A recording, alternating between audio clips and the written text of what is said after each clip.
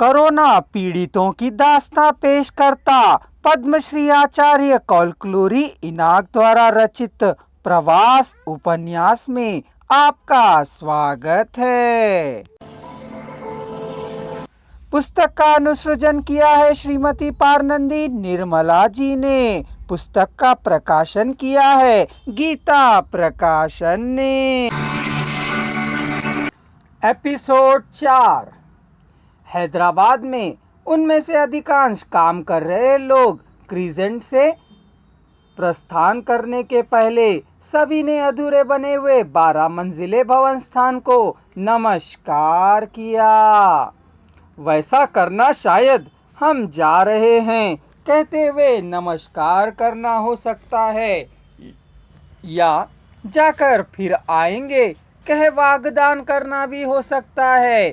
इतने दिनों तक काम देकर, मजदूरी देकर, भोजन देकर आश्रय प्रदान करने का हेतु धन्यवाद आपने भी हो सकता है, कृतज्ञता ज्ञापन भी हो सकता है, बिना किसी कारण के नमस्कार करना भी हो सकता है।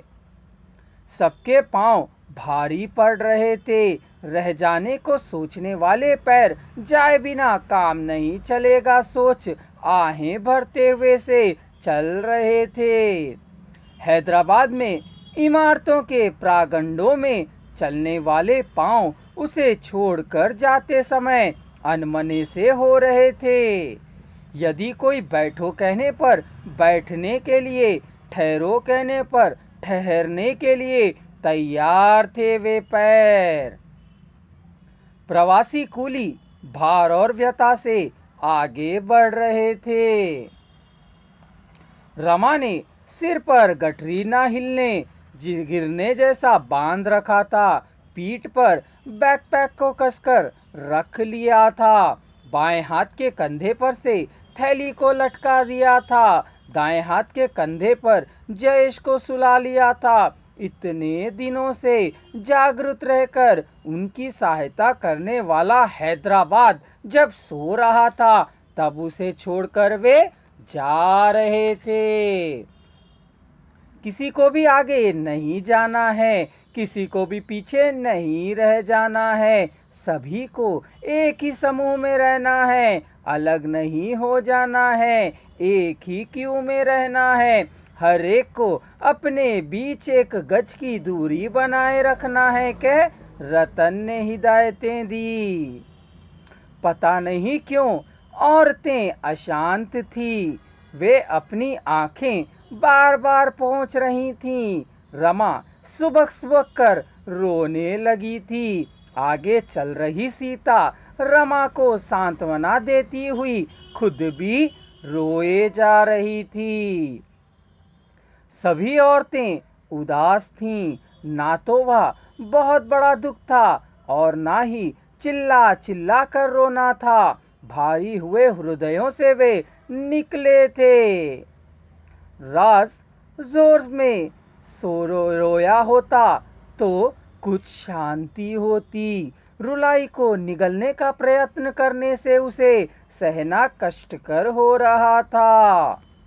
आंसुओं से झुंड चला जा रहा था।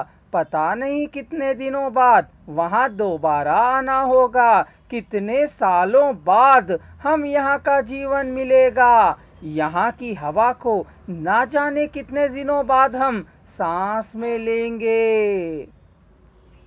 इस जमीन पर कितने साल चले होंगे। आने को कहने पर हम नहीं आए थे, जाने को कहने पर नहीं जा रहे हैं। ना जाने यह जीवन किसका है, यह गमन कहाँ को है। कुछ भी समझ आने वाला यह रास्ता ना जाने किसके हाथों में है। कोई राम के हृदय में जाने क्या क्या बुदबुदा रहा था, जिससे अव्यक्त ध्वनियां निकल रही थी। वे अंतरों में अंतर गुंजर कर रही थी। गांव को जा रहे कह आनंदित थे और हैदराबाद छोड़कर जा रहे हैं सोच दुख हो रहा था। यह कहना मुश्किल ही था।